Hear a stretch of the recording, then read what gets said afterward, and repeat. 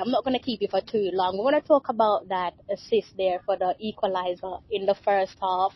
You got the better of them in the Continental Cup, but on this occasion, it wasn't to be. How you feel about the end result? Yeah, I mean, Chelsea, so it's always a big game whenever City and Chelsea, go head to head. And, we knew that it was going to be a difficult game. But we also knew that if we played our style of play and the way we played, throughout the second half of the season, that, we would have had control and, keep possession. And that we know that once we do that, then the goals will come. Unfortunately, we went down, came back, went down, came back. But that's just football, like we've got the better of them in the Conti Cup, and it's safe to say that they've got the better of us tonight. It's like Drew said. It's one apiece now. You have the Continental Cup, and she has the FA Cup. Yeah, I mean, the rival between us is good.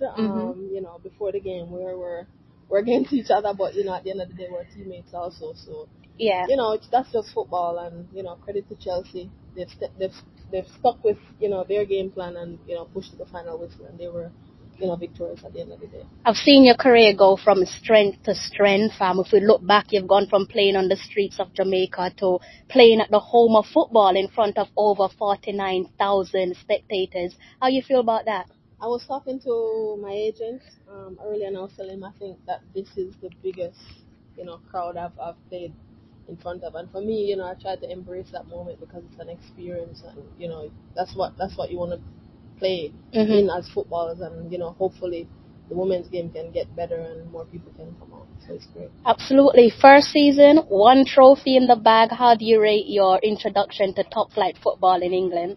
Yeah, I mean it's great. The league is getting better and better every year. For me, it was just to get familiar with my teammates and get used to the way City plays because it's very, very detailed. The beginning of the season, I never quite had my foot. I didn't hit the ground running.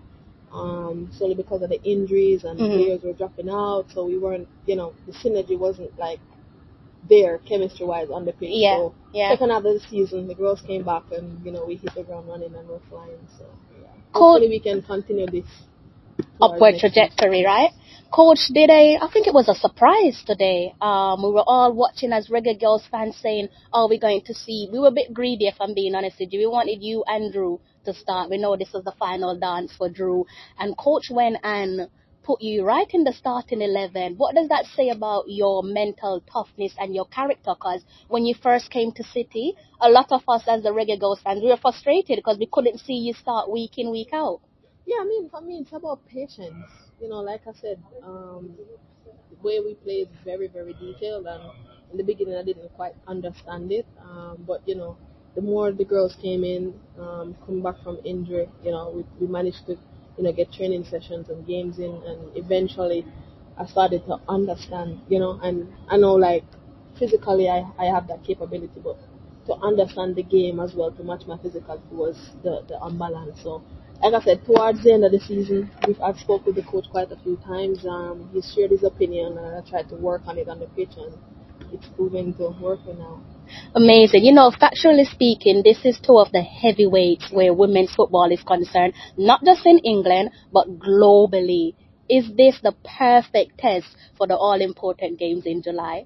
Yeah, for me, I embrace these moments. I think these are the games you want to test yourself in against some of the best players in the world. You want to see where you are mentally, physically.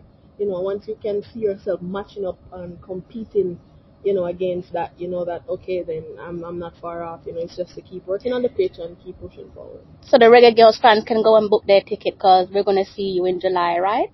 Yeah, I mean, like I said, I love representing my country.